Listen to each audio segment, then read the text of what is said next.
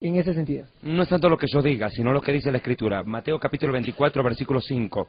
Porque vendrán muchos en mi nombre diciendo yo soy el ungido. Hoy no se declaran Cristos.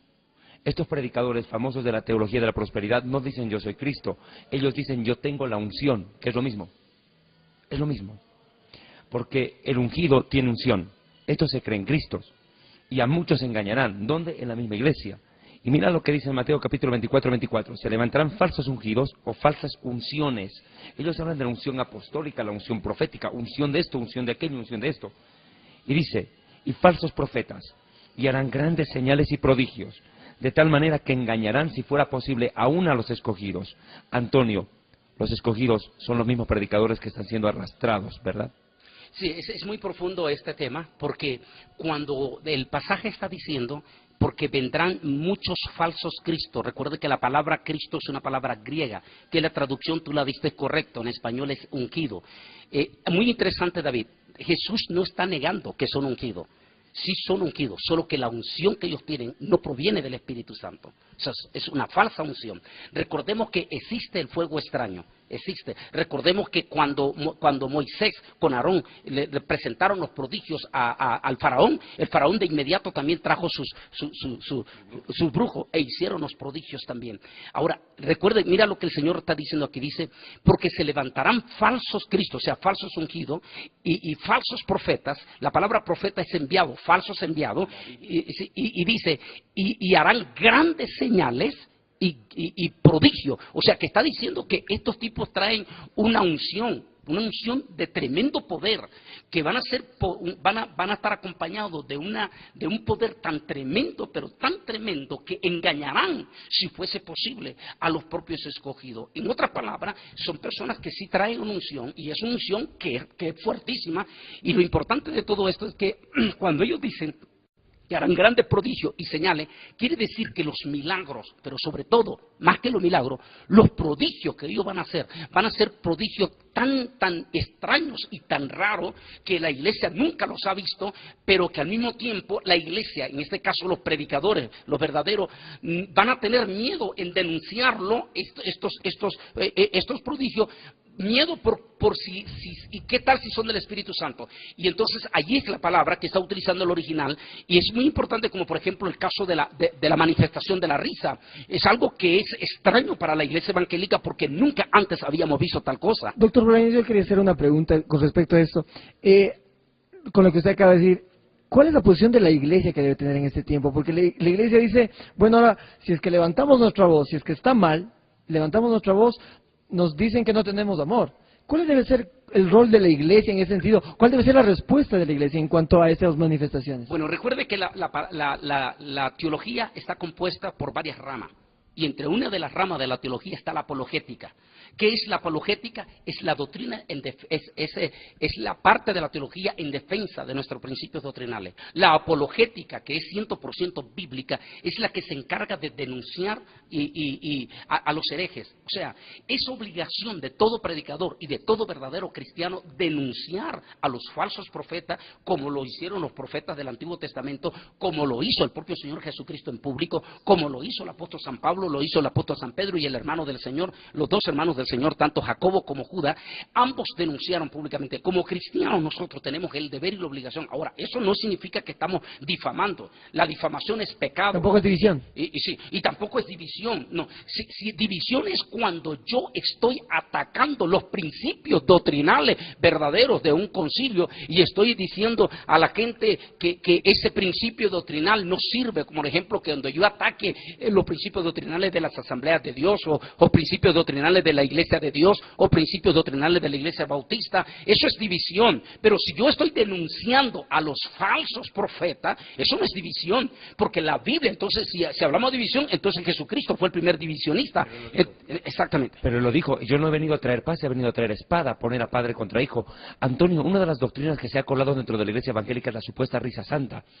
un movimiento que comienza en Guatemala, en el mundo evangélico, con un predicador muy reconocido en el mundo evangélico, pero desgraciadamente apóstata. Hablamos de Cash Luna. Él dice que la risa santa está en la Biblia y que en el día de Pentecostés la gente cayó ebria del Espíritu Santo. Pero la Biblia contradice, Antonio, porque mira, Hechos capítulo 2, verso 15, Pedro se levanta y dice, porque estos no están ebrios, como vosotros suponéis, puesto que esta es la hora 9 de la mañana, hora tercera del día. Nunca en Pentecostés hubo una borrachera del Espíritu Santo donde la gente reía y se revolcaba en el piso para dar sustento bíblico a lo que Cash Luna, por ejemplo, predica, Antonio. Bueno, en primer lugar, esta es una completamente sacar de contexto las Sagradas Escrituras. Decir que el espíritu de borrachera es lo mismo que sucedió en día de Pentecostés es contradecir la misma palabra del apóstol San Pedro, porque Pedro mismo se paró públicamente y públicamente refutó cualquier vinculación con el espíritu de borrachera. Pero no solamente eso. Pablo identificaba al espíritu de borrachera como una de las manifestaciones de la carne. Y recuerdo lo que dice Pablo, que los que practican tales cosas no entrarán al reino de los cielos. Y dice Pablo, manifiestas son las obras de la carne. Y comienza a decir hechicería, borrachera. Entonces, definitivamente la borrachera está identificado como una de las manifestaciones de la carne y por ende vinculada a espíritus extraños y raros. Después el apóstol San Pablo vuelve a aclarar esto y dice, no os embriaguéis con vino, o sea, inmediatamente vuelve a refutar cualquier vinculación que tenga que ver con el espíritu de borrachera. Ahora, es muy importante porque en Apocalipsis capítulo 17 se menciona el espíritu de borrachera, pero en relación a la gran ramera. O sea que está ebria de la sangre de los santos. Sí, borracha, dice. Y el original dice, es la que se manifiesta en los espíritus de borrachera de la sangre de los mártires. Entonces, no encontramos bíblicamente un respaldo teológicamente, y cualquier pastor que nos está viendo sabe que teológicamente no existe un solo pasaje en la Biblia, ni que pruebe la manifestación del espíritu de borrachera, ni que pruebe la manifestación del espíritu de risa. Por tanto, estos pueden ser los prodigios que dijo Jesús y engañarán, si fuere posible, a los propios escogidos. Aquí hemos metido un tema bastante interesante. Yo acabé de mencionar a un predicador, dije abiertamente, Carlos Cash Luna de Guatemala. Pero alguien podrá decir, David Diamond no tiene ética para hablar de los siervos de Dios con nombre y apellido, eso no es ético. ¿Qué pensás vos de eso? Bueno, tenemos que venir al padre de la apologética, Cristiano Martí. Cristiano Martí dijo, a los herejes hay que denunciarlos con nombre y apellido para que no engañen a los demás.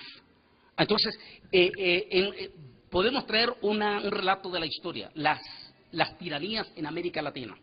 En el tiempo de las tiranías se silenciaba a la persona, se le mandaba a callar, se le ponía un bozal para que no denunciase a los criminales, a los asesinos. Sí, la noticia tenía derecho a decir que hubo un asesinato y todo, pero no podía decir quién era el asesino. Así es que ese asesino podía salir al día de mañana a la cárcel y seguir asesinando porque nadie lo podía identificar. Eso no va con la Biblia, eso en ningún momento. Ahora, si alguien quiere acusar y dice, el doctor David Diamond no tiene ética, bueno, vaya y investigue la palabra ética y se va a dar cuenta que la ética no va con el cristianismo. Para comenzar. Y eso simbológicamente también puede estar pasando ahí con pastores o siervos de Dios que verdaderamente están denunciando abiertamente en los medios de comunicación este tipo de irregularidades. Sí, o sea, eso no puede ser condenado como antiético, sino todo lo contrario. ¿Por qué existe la libertad de expresión hoy en día? ¿Por qué los periódicos, los periodistas, tienen el deber de denunciar con nombres y apellidos a los infractores? La Biblia también lo hizo. El apóstol San Pablo los denunció con nombre a Alejandro, a Himeneo, a Hermógenes. El Señor Jesucristo fue contundente, como díganle a esa zorra. El profeta Elías públicamente denunció con nombre al rey Acab. Entonces, tenemos que usar, eso es la ética. ¿En qué aspecto se usa la palabra ética? Ética es cuando nosotros, o sea, falta de ética, hablemos, o antiético, es cuando nosotros atacamos los principios fundamentales de nuestras Sagradas Escrituras, cuando atacamos a una denominación en particular establecido, un concilio establecido, como dije en nuestro concilio, cuando ya atacamos, como por ejemplo el fundador del G12 en su libro Sueña y ganarás el mundo, César Castellano, dice públicamente en su libro, dice que con esta nueva visión los concilios van a desaparecer y las iglesias chicas van a desaparecer. Eso sí es antiético, porque está dando una palabra de destrucción a nuestro concilio, de destrucción a nuestras iglesias pequeñas. ¿Y de dónde viene ese concepto? Iglesia Católica Romana. Entonces, eso sí es antiético, pero defender nuestros principios doctrinales no es antiético.